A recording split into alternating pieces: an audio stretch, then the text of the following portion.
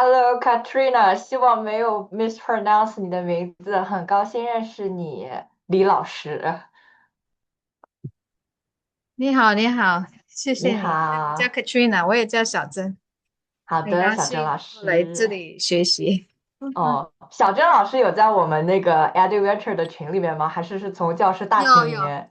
有的我也在群，OK。里面，但是好像是三群还是哦，那三群？是教师大群。好的，好的，对对。好，不好意思，我要关一下，我小孩子没事在没事，很高兴认识你。啊，谢谢，很高兴认识大家。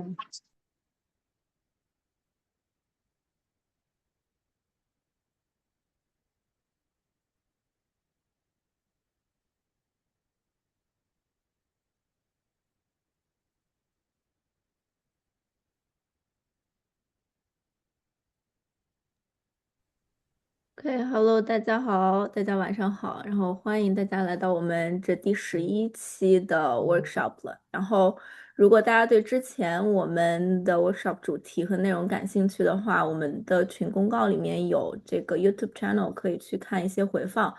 只有一期没有回放，是讲pension，对，退休金和这个养老政策没有回放，是因为政策相关的内容不方便这个做录屏。如果大家感兴趣的话，我们之后还会做类似的内容。如果不在群里啊，大家是通过其他的这个教师大群，就是大纽约地区和尚老师的这个群，来我们这个 workshop 的话呢，在会议的最后，欢迎联系我们来加入我们的 workshop 群。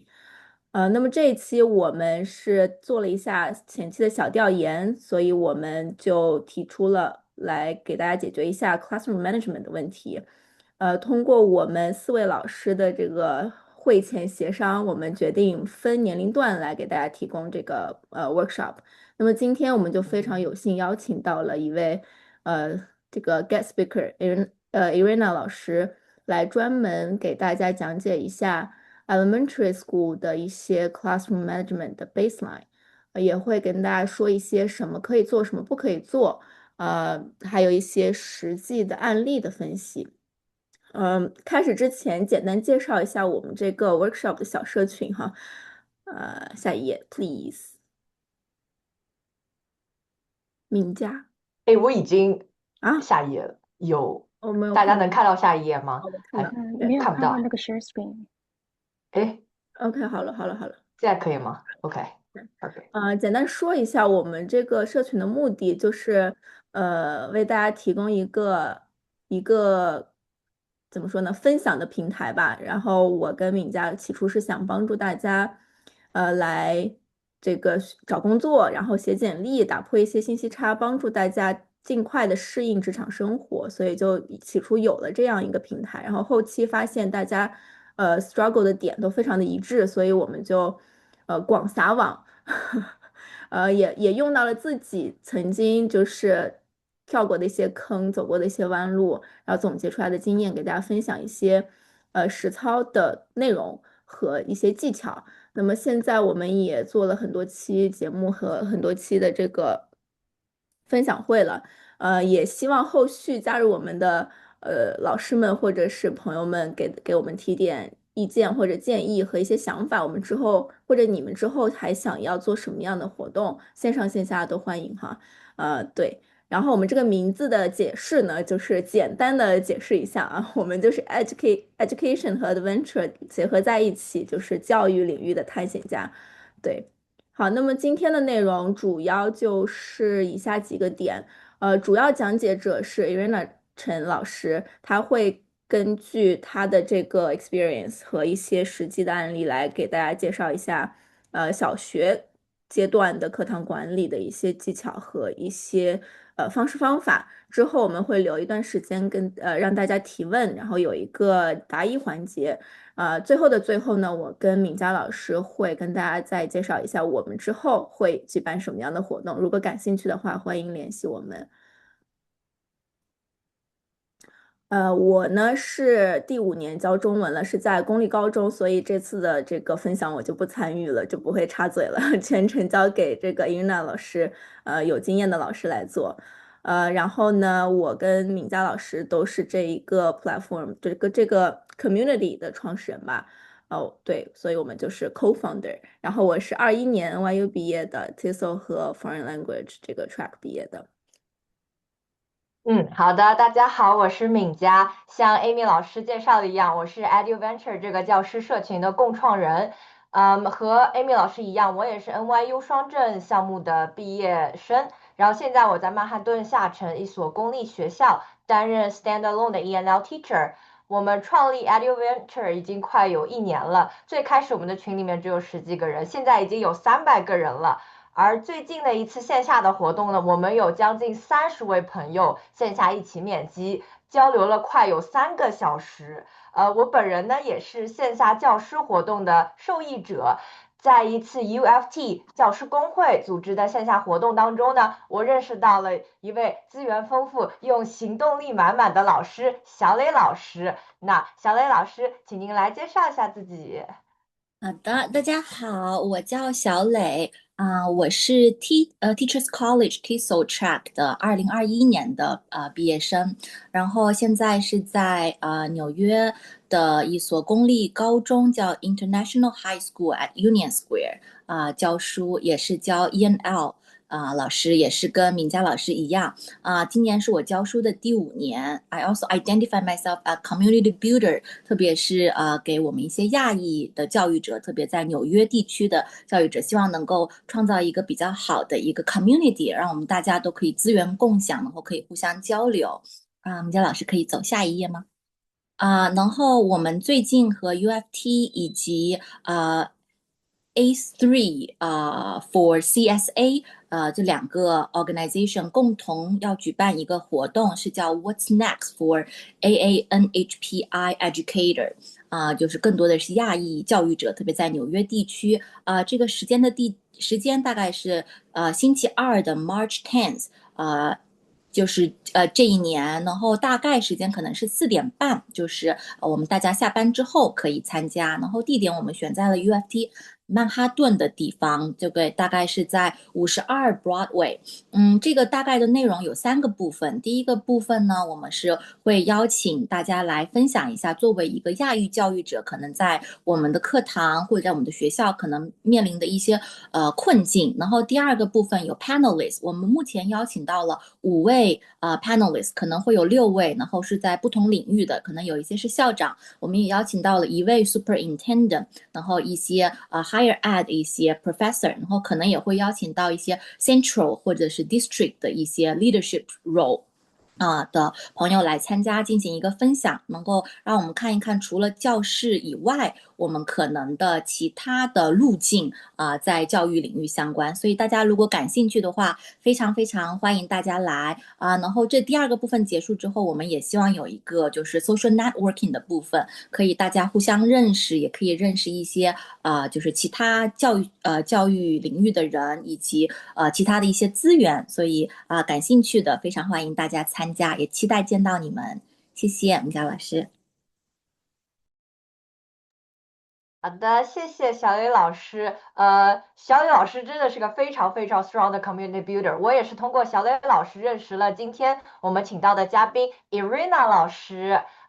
Irina 老师呢，她已经在教育领域深耕了多年，她尤其擅长小学阶段 K-5 的学生和他们打交道。那小学学生就是精力非常充沛情绪有可能不稳定，会让人又爱又崩溃的熊孩子们。而 Irina 老师呢，在课堂管理、学生沟通和稳住课堂方面都有非常非常丰富的经验。那接下来我们就一起欢迎 Irina 老师。那我把屏幕交给你，停止分享。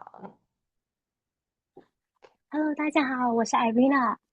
我在教育这个领域里面工作差不多已经快10年了，然后目前是那个 Immerse Education 的联合创始人之一。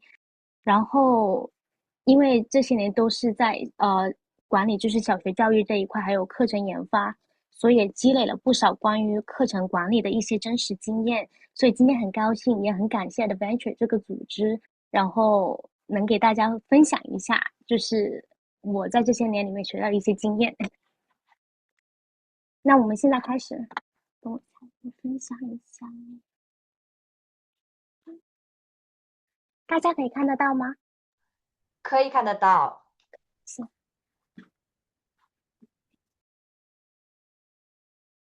OK，如果大家有任何的问题，欢迎打在那个公屏下面，到时候就麻烦 Amy 老师、敏佳老师就是帮忙留意一下那个 group chat。Okay, so before we get started, I would like you all to take a moment and really picture your classroom, okay? So what do students look like? What do you hear? What students doing well or not behaving like while you're teaching? It really depends on the situation. Every teacher's picture is a little different, but that's okay. 希望大家就是花2到3秒的时间去想象一下你的教室，当你走进个教室，你希望就是看到你的学生是怎么样子去表现的。So, what I want to say is that every teacher's picture is different because our classroom management styles and behavior expectations are different. And classroom management starts with clarity, like knowing what we expect from the students and how we communicate those expectations is very important. So if that picture isn't clear, classroom management becomes much harder for the upcoming semester. So most likely when you're imagining everyone, sitting so nicely, paying attention, and everything running perfectly in the classroom, but in reality, that's not always the case because teachers are often moving around, running around in the classroom, handling all kinds of situations. Like one kid might be crying, another students might be, very energetic, trying to share, something happens going on with their family or what's going on in the day. You might also get a phone calls from the office, meetings, and many other interruptions. So that's why classroom management is very, very important.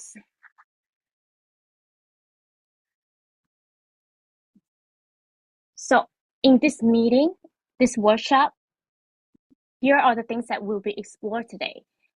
Number 1 is that what happens when the rules aren't clear.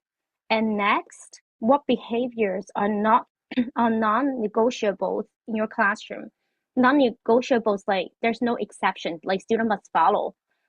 Then, where do you draw the line and stick with it? After that, what is your move when the same behavior keeps repeating? Finally, real classroom scenario, that's something that we're going to discuss at the end of the workshops. So here are the 5 points that we're going to go over will be takeaway for today's workshop.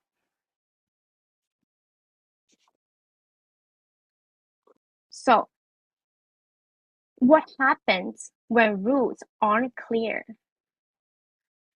I want to begin with the quote, when rules aren't clear, students will feel confused and teachers become inconsistent and learning breaks down.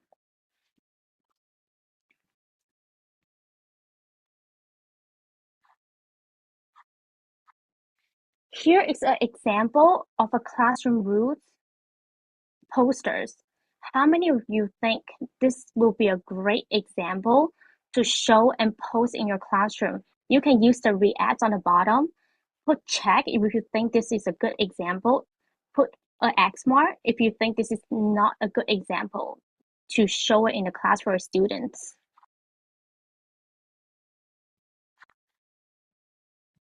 大家可以用下面的那个 react 的那个check 打勾，就是说你觉得这是一个好的例子，在教室里面展现。用叉的话，就是表示这不是一个非常好的一个classroom rules 的 examples。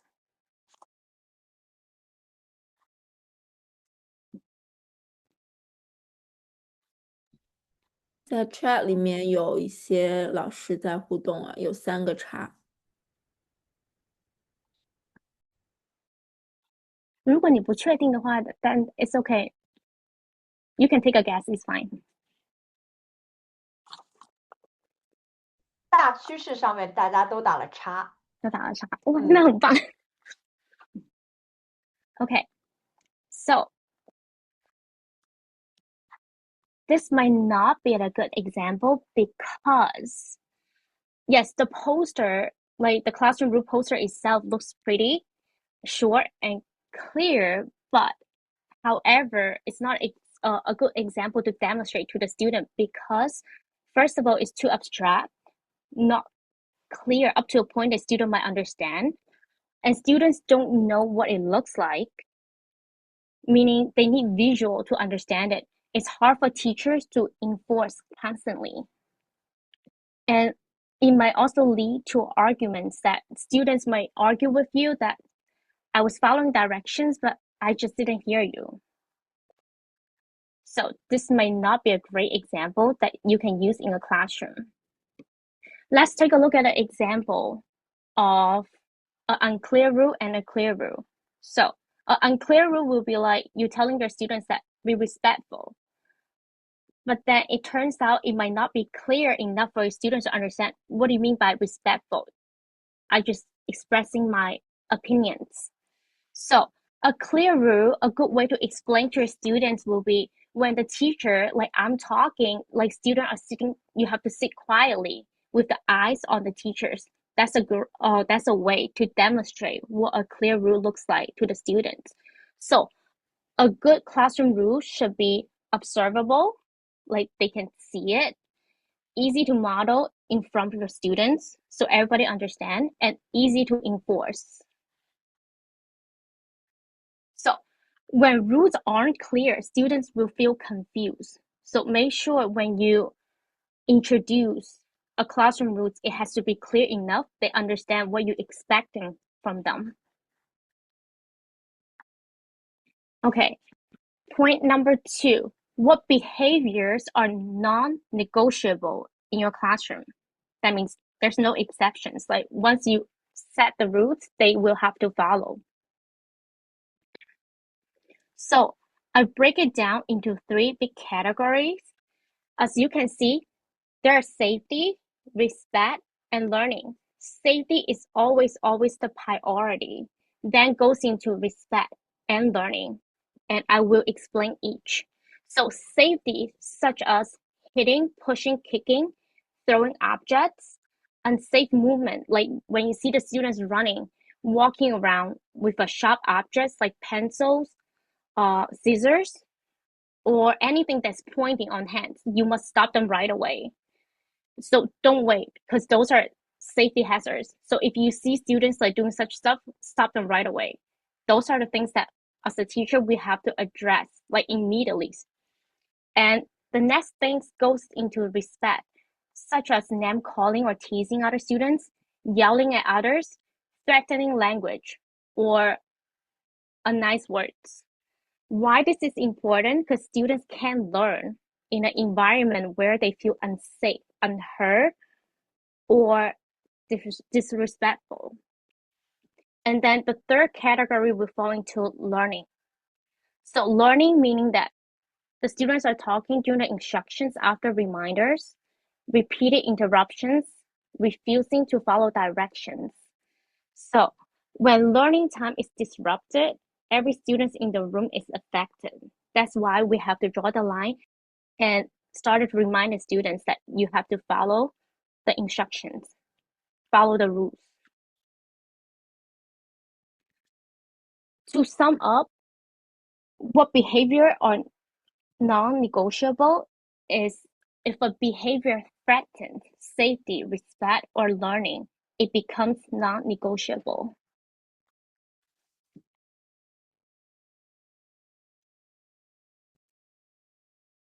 Okay, so point 3, where do you draw the line and stick to it? I will also start with the quote that drawing the line means deciding in advance what we respond to and how, so we are not reacting emotionally in the moment. Deciding in advance meaning that we have to plan ahead and also think about different scenarios. We have to ask ourselves as a teachers, what if something happened? What if this doesn't go with our plan? So planning ahead meaning you have to have a plan B, because there's no perfect planning. Even though you have a perfect plan right in front of you, something might happen in a classroom like all the time. So ask yourself, what if something happened? What are you gonna do? Having a plan B is always a good options to have. So I conclude drawing the line bold and clear in 5 points. I will go over each. The first one is the line is drawn at non-negotiable. As we mentioned it earlier, we respond every time a behavior affects safety, respect, or learning. Those are the 3 key points. The second point will be the line is about consistency, not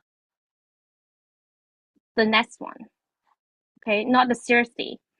So meaning that if same behavior or same response every time, like for example, talking during instructions, like same reminders every day, running in class, like same corrections, we have to remind them in calm tone. Disrespectful language, we have to always address it. So consistency is that you have to do it because kids are kids. It's not about how serious they are, or how severe that is, but we have to address it. And then point number 3, stick to the line with clear teachers' actions. So you have to design your response ahead of time and follow it through calmly. For examples, you have to give out reminders, consequence, and move on. Private corrections instead of public calling out. You have to use the same language each time. And point number 4, what makes teachers cross their own line? This is very important and it might happen to us all the time, but we have to know what happened caused that. So it could be feeling tired, stress, or feeling bad for some of the students, hoping it will stop on its own when some behaviors happen. So when we cross our own line, students may also feel confused. They don't know what to expect. So we have to stick with our own plan. Now, that's what we mentioned that about stick with our own plans, own expectation.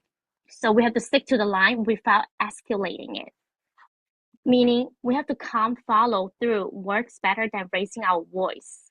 So when we are trying to remind students about certain rules, we have to lower our voice instead of yelling, pause and wait instead of arguing, and address behavior privately. So drawing the line means deciding what matters and responding calmly and constantly every time. That's very important.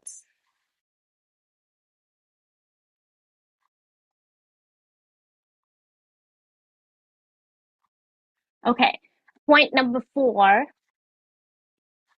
What is your move when same behavior keeps repeating? That's all the teacher wants to know, right? The strategies. So what I can say is that when behavior keeps repeating, it's usually not the student's problem, but it's the strategy problem. We have to change our response, not our emotions. Meaning that if one strategy doesn't work, we have to figure out a way to change a different way to do it.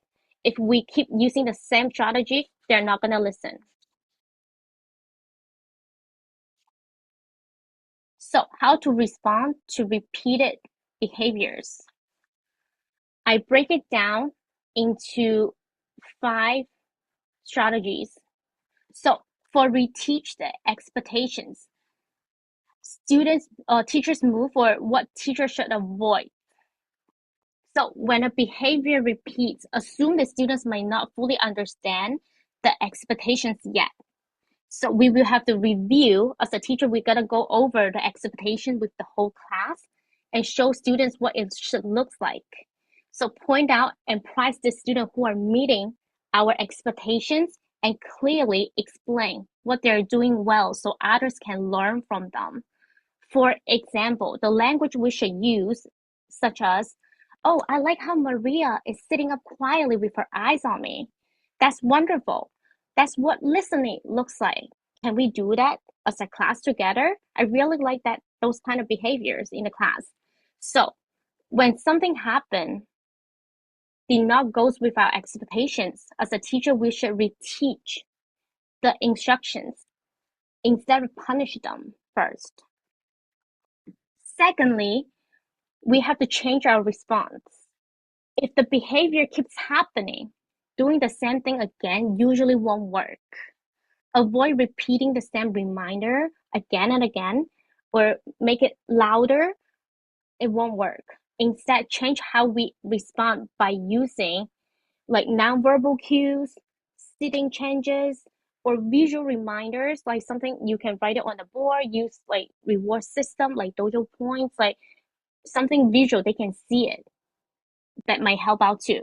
So if the strategy doesn't change, the behavior usually won't either. And then number 3, follow through consistently. Students need to know that expectations and consequences are predictable. So we have to explain the rewards and consequences at the beginning so that everybody knows like what you're expecting from them, and follow through calmly each time. This could be like stickers, like the younger ones love stickers. Small prizes like pencils, doesn't have to be something fancy, like small prizes like small notebooks, and no homework packs, they love it. Fun Friday choices or class dojo points. What matters most is consistency. You have to do it repeatedly. Consistency builds trust and reduces testing behaviors on students. And number 4, which is address it privately. That's very important because not all the students want you to address their behavior or calling their names out loud in front of everyone. So not every behavior needs to be correct publicly. Every situation is different or respond based on student and the moment. So when you can, talk privately, pull the student out of the room, like, maybe in the hallway, or try to talk to them, one-on-one. Try to avoid calling the student out in front of the whole class. So correcting privately protects relationship between the teacher and the students. Also protect the relationship between, them and their friends. Number 5 is that reflect and document. That's also very important.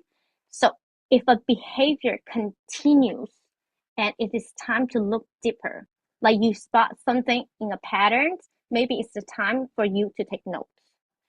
For example, look for the patterns such as the time of the day, subject, or transitions when behavior happens. Let me give you an example, such as, let's say, Nathan. Nathan's doing so well in ELA classes, but recently you hear constant complaints from the math teacher saying, oh, Nathan's not behaving, Nathan's falling asleep in my class. If that goes into a pattern, maybe it's time for us to start thinking, what happened to Nathan? What happened in the math class? Is it because he doesn't like math? Is it because he's struggling with some sort of strategy, or he's not interested? What is going on? So we have to take notes on, what you tried to maybe talk to the teacher or talk to the student to figure out what is going on. So use your notes to decide what next steps going to be taking, or ask help if needed.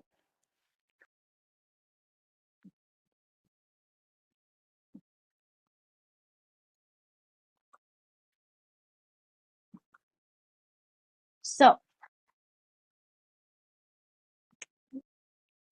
before we move on to the slide, something I want to share very quick is that for all the classroom management strategies, before you try to apply any of it, you got to take time at the beginning of the semester to get to know your students first. Like play simple games, listen to their interests, and build positive relationships with your students. That's very important. Get to know them first. As you learn about your students, they're also learning about you, which is why it's important to set a clear expectations early and stick with them. Because it shows students that you care and that you mean what you said. That's why get to know a student, what they like, what they don't like. Maybe you can adjust it when you're setting up the rules or rewards or consequences. And it will help. Because building a positive relationships early by getting to know your students and what they care about really helps out a lot. Okay, so this slide is about classroom management across grade levels. From what I've seen so far, from my previous experience, so what works for lower elementary level students might not work for upper level students because their developmental needs, independencies, and expectation change. For example, when you give out a reward system, right? A sticker's rewards might work for kindergarten to second graders, but when you give out sticker to upper grade students, they might not appreciate it. Oh, it's just a sticker. It doesn't, it's not something big for them. So based on my observations, I have broken the classroom management into these 7 focus areas to highlight how strategies should be shaped by grade levels. So if you want to take a screenshot, feel free to do so.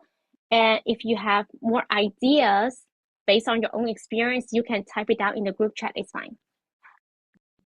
Because of the time limit, we are not going to go deep into this one, just take a pictures.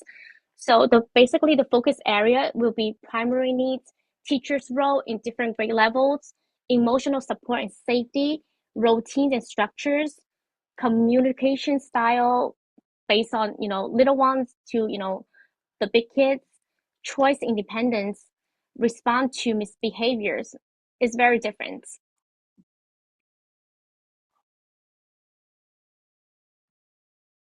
Okay, so since we went over the strategies, now let's talk about the real classroom scenarios. So a lot of new teachers or the teachers, whoever, being in classroom in charge for over 10 years, still struggle with classroom management because classroom management decisions are not, it's made in real life, but not in the theory from the book. So teachers don't manage behaviors from a textbook, what we learn from school. They make quick decisions in the moment while teaching based on what is actually happens in the classroom. For example, students are talking, moving, and reacting. So classroom management is something that based on experience, not something that tells you from the book. You learn it from the book, it's good, but you still have to, try it out yourself and see if it really works. One strategy might be applying to your classroom for 2-3 weeks and might not work for the rest of the semester. That's why it really depends on the situation, depends on the students. If it doesn't work, we have to change another way to do it. So here's the discussion time. For all of us, I put up different scenario based on the 3 major categories that we mentioned earlier. If a behavior threatens the classroom rules, such as for the safety, respect, and learning, then we have to take actions. So here is a scenario for safety. I break it down to 2 different groups. One is targeting kindergarten to second grade students. One is targeting upper grade students from 3 to 5th.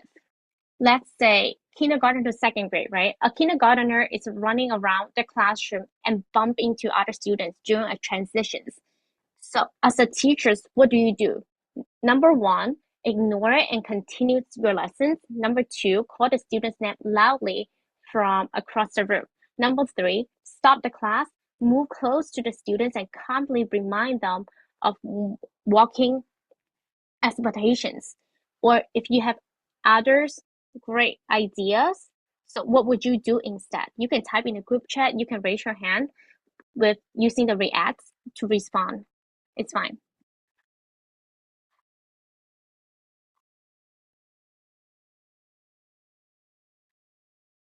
Yes, 3 is the correct response, it's fine. If you have different ideas, you can also share in the chat.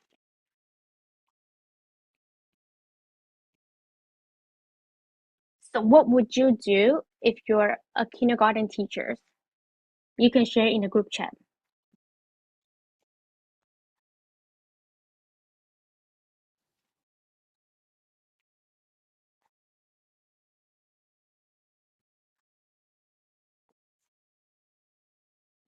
Number 3 is correct. So you stop the class and then you move close to the students as a group, because for younger students, safety plus reteaching is priority. You also have to model it, meaning you have to give them an example to demonstrate it, how to correctly behave in the classroom. You have to show them, not just telling them, oh, this is not the right way to do it, but what is the right way? You have to show it so that they can see it. Especially for kindergarteners, they don't have a lot of vocabularies.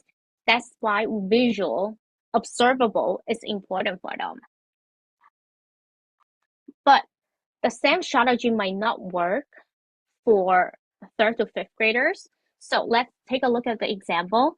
A 4th grade student throws a pencil across the room when frustrated. So what do you do as a teacher? Number 1, tell the student to pick it up later and continue teaching. Number 2, publicly calling the students out and telling everybody no, this is wrong. Number 3, address the behavior right away and ensure safety and follow up privately. What do you guys think? It's also option 3, but then if you have a better idea, to address the situations like that, you could also share in the chat. What would you do as a teacher? How would you stop them?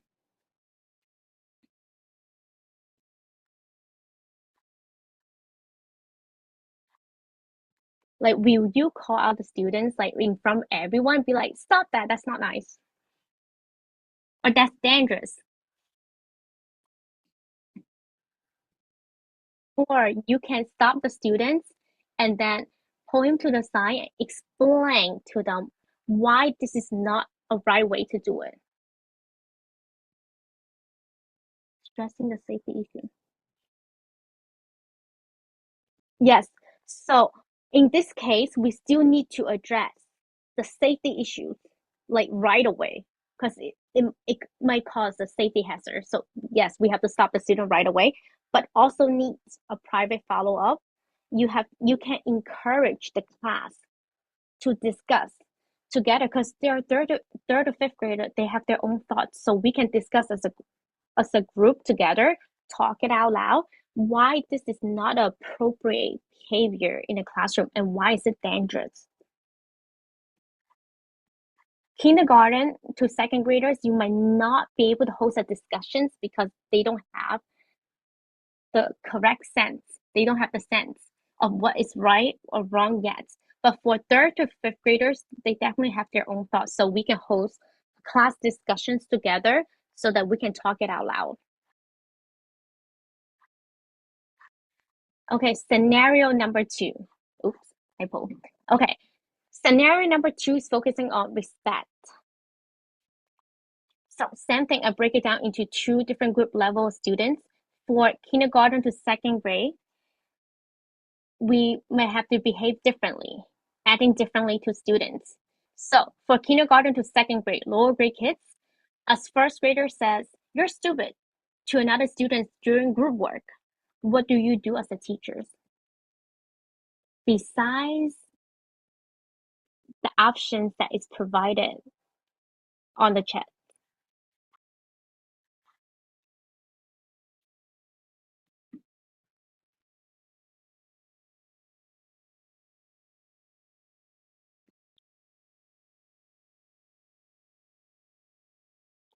We don't say it in this school. You could do that, but also remember for kindergarten to 2nd graders, you have to add more on that. Besides telling them, oh, we don't say that in school, but because kindergarten to 2nd grade, they need more emotional support. Instead of telling them, oh, we don't say that in school, or you can tell them, oh, we can use kind words, such as we can use nice words like, hi, thank you, I like that, I appreciate that, something in a right way. Also, you can guide them through that. Oh, if you say that, your friends might feel hurt. Oh, hold on, sorry. How do I go back? Hold on.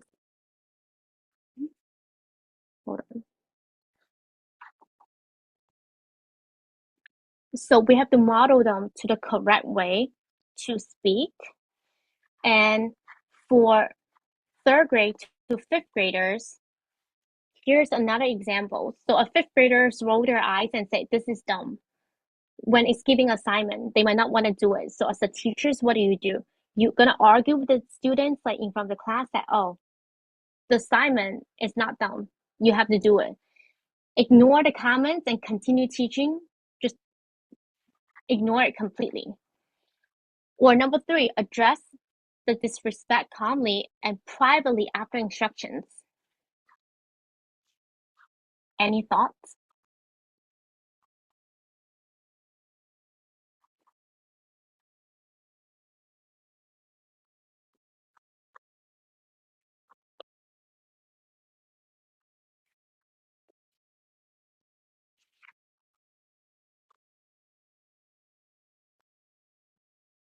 Okay, option 3 is the correct response.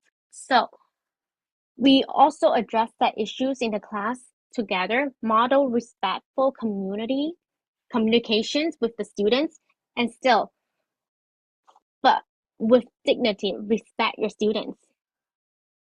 That's very important for third grade or fifth grade because, they have their own thoughts. So we have to respect their thoughts, but also we have to talk to them why this is not nice. 也可以问一下他们觉得什么样的 word is not done.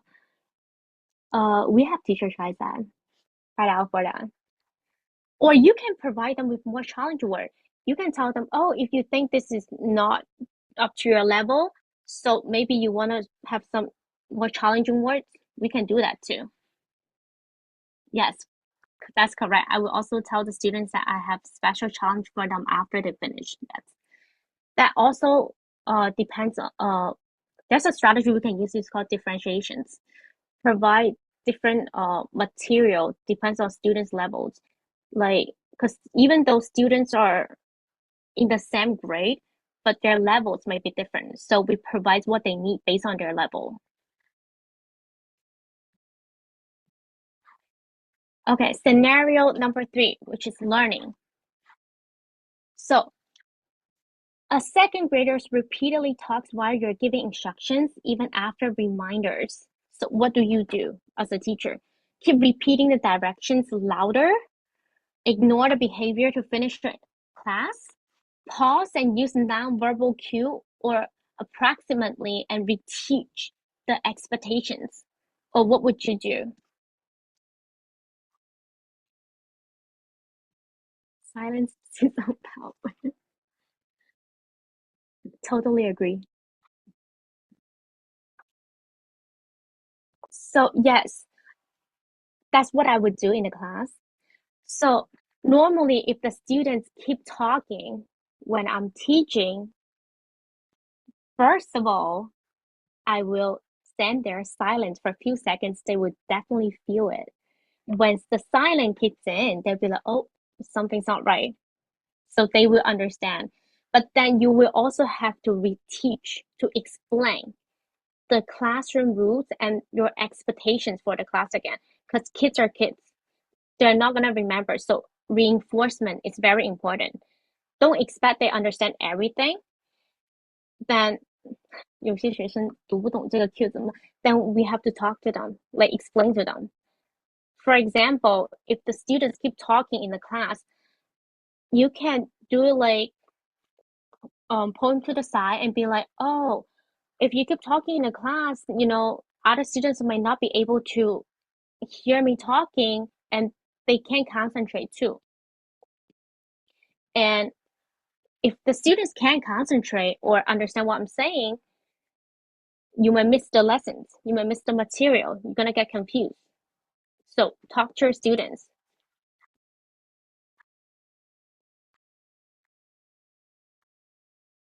And for third grade to fifth graders, examples such as a third grade student frequently interrupts lessons with off-topic comments. What do you do as a teacher? So number 1, you can let it go because they're participating Number 2, public correct the students each time or address the behavior, set a clear expectations, and follow up privately if it continues, or any other thoughts. So what would you do instead?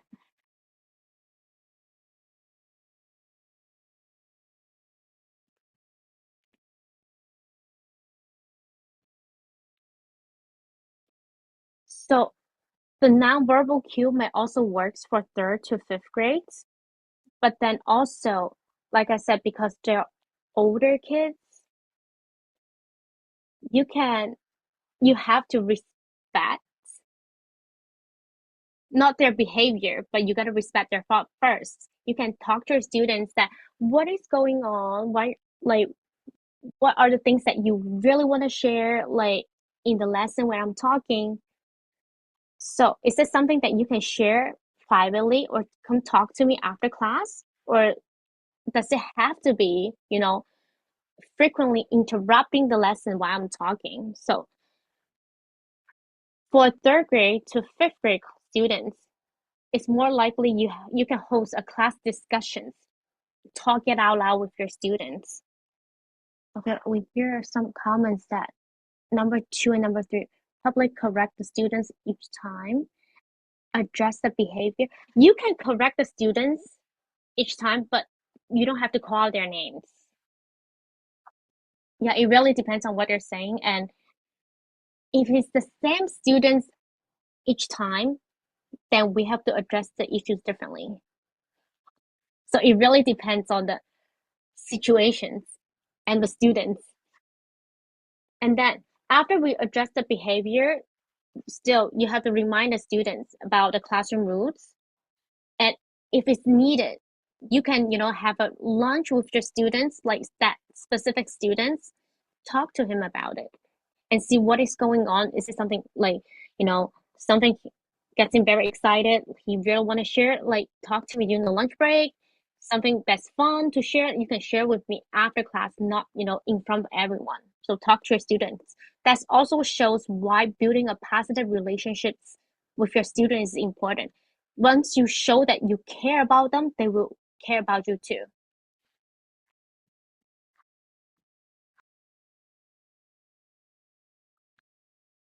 Any thoughts about the scenario though?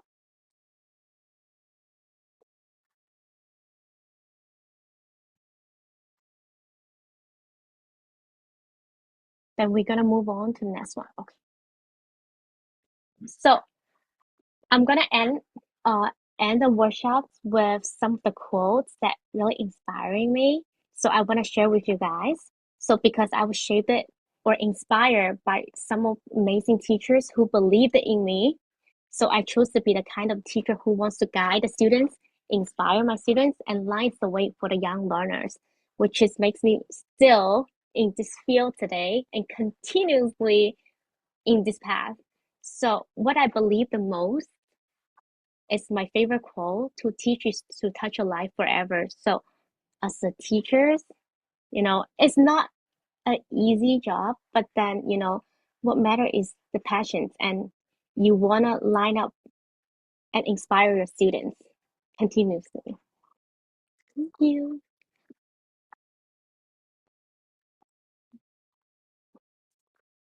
尹佳老师还有那个 Amy 老师 anything you guys want to add on?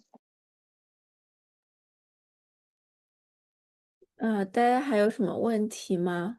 如果自己有关于小学课堂管理，就是有比较具体的问题、实操问题，都可以简单问一问。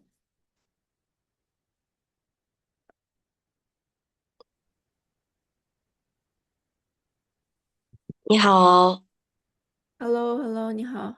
谢谢你们的组织，也谢谢Irina 老师的讲解。我想问一下哈，就是尤其是针对4、5年级的这个就是不知道你们学校对学生的行为的这种 consequence 的处理，会不会 follow up？因为我们学校这方面其实做的挺弱的，就就是我是教那个戏剧的，然后我们学校还有教visual art、dance、music，这些老师都叫 class teacher。其实很多行为的这些问题，尤其是4、5年级，我们需要去面对。很多时候，不是他们不知道这些行为，我们老师都把行为 expectation 说得很清楚，每次也在 keep teaching reteaching。但是因为到了学校层面，包括我们自己，其实在做很小的，在修他们修 the consequence，包括课堂内的 time out， 课堂在 time out 之前的这种 private conversation reminding， 该做的所有都做了，但是打架依然出现，互相yelling 依然出现。到了学校这个层面，没有 consequence 的处理之后，很多东西我觉得拿到教室来再去处理的时候是好像很无力，所以我不知道你们有没有遇见这个问题，还是你们学校其实纪律还挺好的，不会到那个层面，学生都差不多都知道 OK， 有一些 consequence 都会他会听你。现在我4、5年级的学生是很多 doesn't care， 你说什么他已经不 care 了， lunch attention doesn't care， 啥都打电话给家长不 care， 是属于这种 attitude。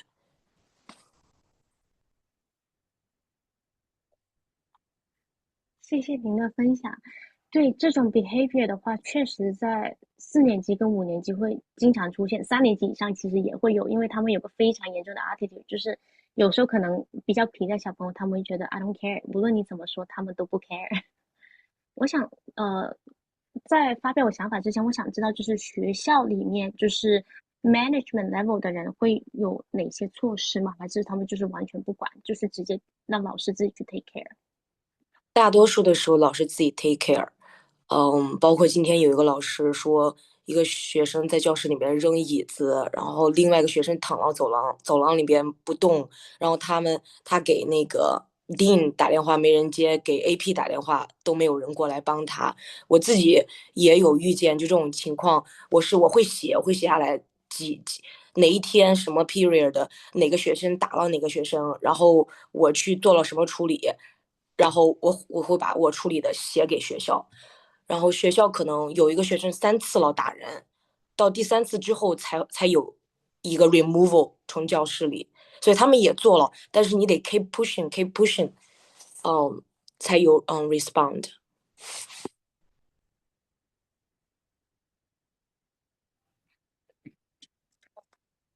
耳机没电，你这边能听得清吗？听得见。他们如果扔椅子这种行为的话，学校也不出面吗？今天我听到，因为如果这个小朋友他是有IEP 的情况呢，还是就是也是 General Ed 的小朋友？因为扔椅子其实已经是非常严重的一个事情了。如果像是我们学校的话，就是说学生进来第一天的话，就是我们会给一个非常 clear 的 rule， 就是告诉他们在这里面你什么可以做，什么是绝对不能做的。但是因为我现在没有在 classroom 里面了，所以就是我会比较就这方面比较 in charge， 然后我也会非常的 strict。就是如果是打架的小朋友，我会第一次给予警告，第2次警告，第3次就是 you're not gonna see me again and I'm not gonna see you in my school again。 对，你最后一句话是什么意思？你是说他是什么原因造成你不会再跟他见面？没有，因为就是说我现在没有在 classroom 里面，所以就是说如果对，就是我是作为这个 management level 的存在，就是说如果这个小朋友有这种非常极端的一个行为，然后已经是无数次提醒了，然后也跟家长沟通过了这个行为，那么我们可能学校就是会不收这个小朋友。哇哦 ，public school？ 没有 public school， 没有 public school， 就对 public school 的话，看一下 Amy 老师，你们学校如果遇到这种情况的话，就是 management level 的话会 step in 去处理嘛？因为 public school 的话，如果是极端的这种行为的话，我所知道他们学校也会，就是可能就是给他们去评断这个孩子是否有其他的问题。然后如果他是 IEP 的问题的话，他们就可能要给他去 transfer 了。我知道在我们学校是会有suspension，或者是就是可能就是有几天不能来上课，然后定也会比较好的去处理。然后如果再上升到一个更高的 level，可能就是要 transfer away，但是那个可能就是非常非常严重了。哇哦，对，我们是会有那个 principal suspension，但是这个东西，我们也有老师会吐槽，就是说，principal suspension 的话，他一般待不了，就在家待不够那个时间段就回来了。就比如说家长带着孩子来道个歉，可能就又被接受了。就也有老师在诟病这个，但是会有一定措施的，就定先给家里打电话，然后联系家长说发生了什么，然后再去带到校长那边。对，是这样。哇哦，然后我也想补充一个，我觉得还蛮有意思的是，我现在所在的高中，他们是一个 practice of the restorative justice，呃，中文我就不是很清楚怎么具体的就是名词的翻译，但是我们之前有一个学生可能就做了一些对 community 非常不好的事情，然后等到后期我们是有整个班级的一个circle，就是他们可能班级的所有的高中生，包括老师会坐在一起，就一个圆圈，然后有专门的 facility 的进行 facilitate，然后可能大家会了解，比如说自己的感受，可能那一个学生做出了一些对 community 非常不好的事情，它背后的一个原因或者带给大家来的感想是什么样子，就是很 open 的去 discuss。这样的事情，然后我是可以看到，就是那个学生是有一些比较大的一个变化，因为他们可能更能够意识到自己的行为带给不仅仅是个人，而且带给他人的一些影响。所以我肉眼可见的是可以感觉到，就小孩可能刚开始是会有抗拒，但到后来他有慢慢的进行一些改变。所以我觉得这也是某一种程度的 classroom management， 但可能那就可能更是 school wise 的部分。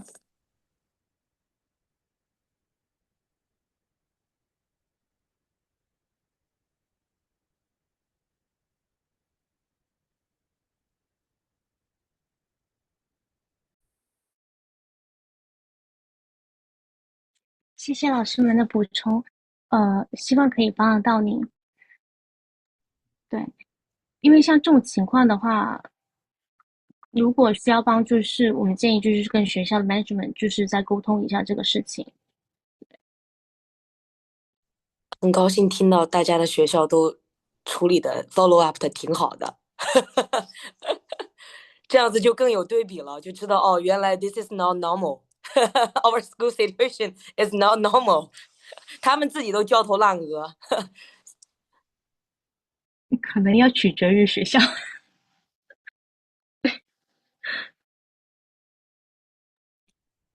chat 里面有一个问题，然后我跟敏佳老师简单解答了，然后看看 Irina 老师有没有别的想法，就是说一个班的学生之间 level 差距比较大，然后在老师给一组学生进行 extra support 的时候，其他程度比较好的学生停不下来聊天，而且非常大声，不做自己的任务，就这种情况有什么比较好的办法吗？这个是关于就是 level 之间那个 differentiation， 对不对？所以比如说一个班级里有3个不同 level 的孩子，有2种方法，一个就是说你把他们就是 group 起来，程度比较好的小朋友可以去帮助，就是需要帮助的那些程度比较低，没有那么好的小朋友，就是把他们放到一起。对，或者就是说程度非常好的小朋友，就是 advanced level 的小朋友，你给他们一个任务，自己可以去完成的，给他们一个 project， 这样子一个 test， 他们可以就是更 motivate， 因为更难了，他们想要去挑战更难的东西。in the middle 的学生就是 on level 的学生，你可以给他们程度的练习，然后 below the level 的小朋友的话，你就可以带着这群小朋友，就是做一个那个 small group teaching。但是在分组之前，在做这些不同任务之前，就是你要很明确的，就是告诉所有的小朋友，现在就是 activity 我需要这一个组就是below the level， 当然你不能说他们是 below the level， 你可以给他们 assign 一个 color， 就是 red group green group orange group， 你要很清楚的告诉这些小朋友就是哪一个 group 我需要你做哪些东西，只有在你很清楚的告诉他们，他们也并且知道自己要做的哪些内容的时候，他们会去做。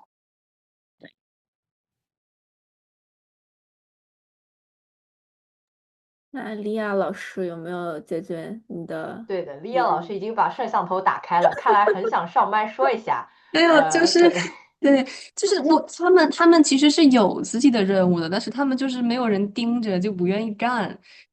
就是这种情况下，老师有什么办法能就是让他们更 focus on their own task 这样的？盯着他们做是说，就是一旦就是老师走开了，他们就是会去聊天，然后自己干自己的事情，是吗？那可能他们就是需要点紧张感，给他们一点，给他们 set 一个 timer， 或者就是对我刚刚说了 timer 倒计时，或者就是用一些比较 playful 的 way， 比如说我们今天要做这个东西，我看哪个小组表现的最好，然后在规定的时间内做完，或者也给他们每个 group 上一个 group leader， 让那个 group leader 去 monitor 他们。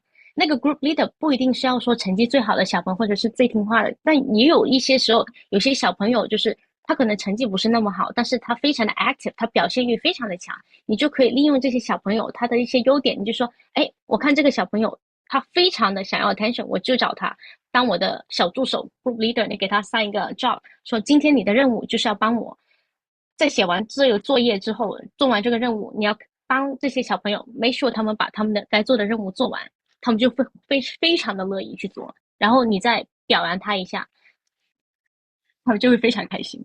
对， OK，好的，谢谢，我这再给他们试一下，他们试一下，谢谢。不客气。我也想补充一点，我特别喜欢 Chelsea 老师说的那个交作业，我发现这个用法真的很有帮助。因为之前我前年教的课的时候，我一般都是他们写完了作业我就收上来，然后课后改完了之后，可能第二天或者第三天再给到他们。但是后来我就发现很多学生他们就很不会很好的运用课堂的时间，所以之后我现在的就是情况是，我每一个下课的前10分钟我就开始当场改，就是离下课差10分钟，我就已经就可以，就是我现在就开始改你的作业，然后就立马就给你一个分数。然后我发现这个能够非常好的帮助他们意识到，就是他们可能就只有30分钟完成这个作业，然后他们会更好的运用这个课堂的时间。然后另外一个事情我会发现就是，因为我教的是 ENL， 然后所以课堂的自由度会稍微大一点，我会尽量去设计一些 project， 它可能跟他们自身的需求是息息相关的。比如说很多学生他们是想要了解，比如说自己未来的职业发展，所以我有一个 project 就是让他们做自己的一个 job research， 然后去搜索一下，比如说需要什么样的 training， 需要能够赚到多少钱，然后每一个的 daily 的 responsibility 是什么。所以这个我觉得他们可能某种程度上他们自己也是想要了解，所以我会觉得这个有点就是 self motivated， 你就可以感觉他们还是蛮愿意去自己去探索的。然后如果学校有资源的话，我会发现有一个 parallel 或者是一个 teaching assistant 在 classroom 里面，我觉得是 is make a huge difference， 因为就是有另外一个 adult， 我觉得可以帮助到很多，然后可以redirect 很多学生。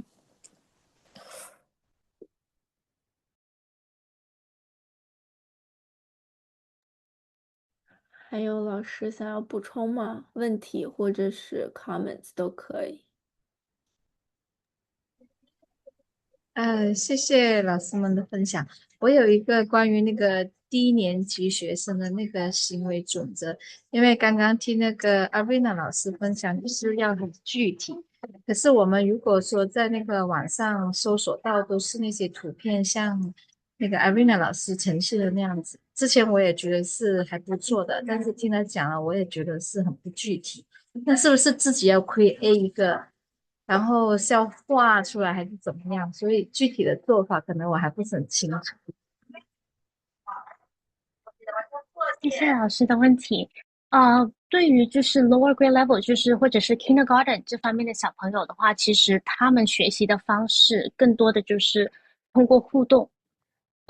老师给他们展现的那个情绪，他们是从观察你的表情去学习，就是看你哦，我这个事情做的对不对，是看老师的表情哦，老师可能不开心了哦，这个我没有表现好，或者老师就很激动啊，你做的很棒，他们就觉得很开心，因为老师表扬我了。然后除了在情绪方面，通过观察，还有就是语气也会有。所以在那个教 kindergarten 的那个 roots 的时候，不是说你就不可以完全就是不能从网上去拉一些 example，可以是可以，但呃你每一条 roots 每一条规则，你需要去给他们去讲解，你要去 model，比如说we have to use in class voice，他们对这个东西是完全没有概念的，什么是 in class voice？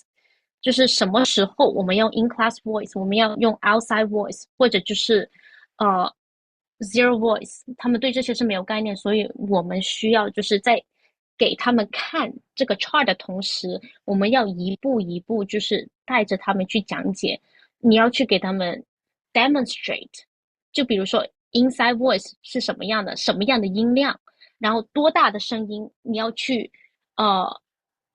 show，你要去演出来给他们看，对。然后 kindergarten 你在做那个 roots 的时候，多一点图片是好的，因为有图片他们可以 visualize，他们可以看得到，能帮助他们去理解。然后在讲解完之后，还要去 reinforce，讲一次两次可能他们不会记得，但是3到4次，他们就知道哦，我的老师对我的要求是这样子的，他们会慢慢有这个概念，会去懂。对，好的好的，明白，谢谢。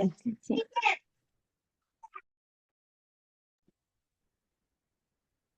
我用在高中生身上的一点，我就add on 一下，然后我就是发明了一些手势，让他们不要说在我提问的时候打断我说要去上厕所，然后我就用了一些手势，让他不用跟我交流，我就知道他要干嘛。对，然后还挺有用的。如果之后这个对初高中感兴趣的，我跟敏佳老师还有小磊老师也会组织一场大孩子就是 teenager 这个 classroom management workshop，到时候也会在群里面进行 announce。OK，大家还有其他的疑问或者是comments 吗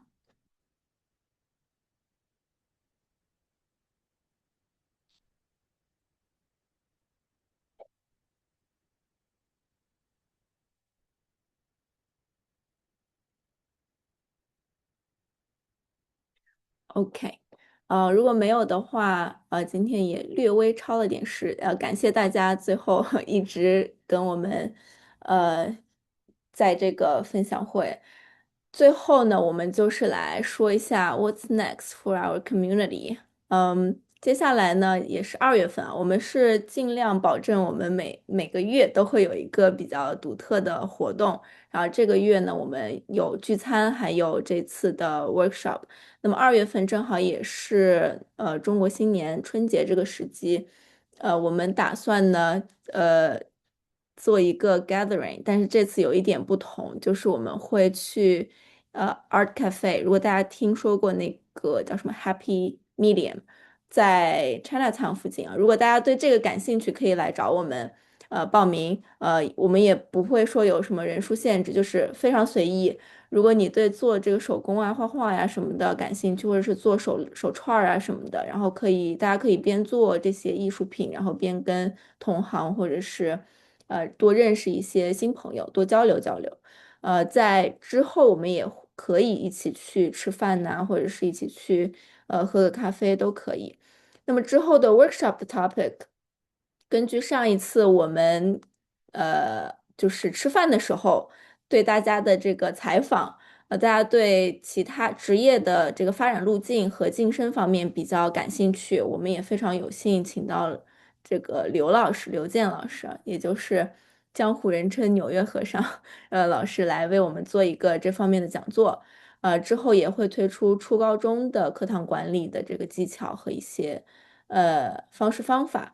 当然，大家期待我们可以有一个 classroom activity 的 mixer，这个我们还在考虑如何进行，但是一定也会以一个非常独特的方式呈现给大家。那么，如果还没有加入我们 workshop 群的，欢迎联系我，Amy 左边这个二维码，或者是敏佳老师右面这个二维码，都可以加我们微信，然后我们会拉你们入群。也可以拉你们的朋友们啊，感兴趣的朋友们都可以壮大我们的这个社区。谢谢大家。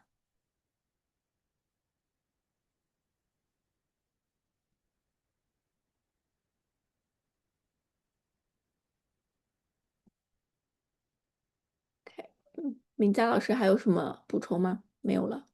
没有了。我本来想在这个 slide 上面拉一个爱心，还没找到那个 element 在哪里。哈哈哈哈哈。OK，非常感谢 Arena 老师今天这1个小时的干货输出。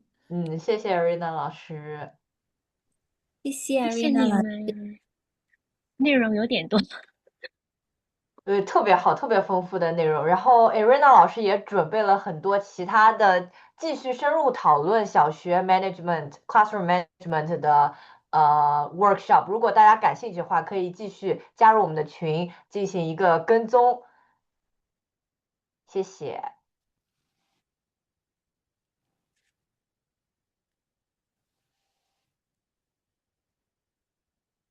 那如果没有什么问题的话，我们就要关闭会议室，和大家下次再见面啦。有问题的话，欢迎随时在群里面问，或者在这里可以留言给我们。好，大家晚安，晚安。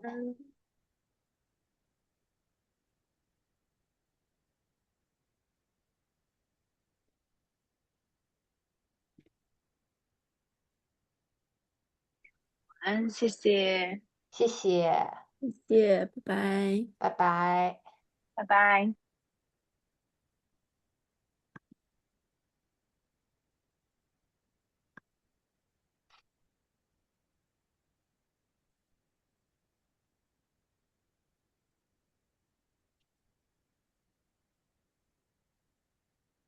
咱们要不要先停止 record？ OK，喂。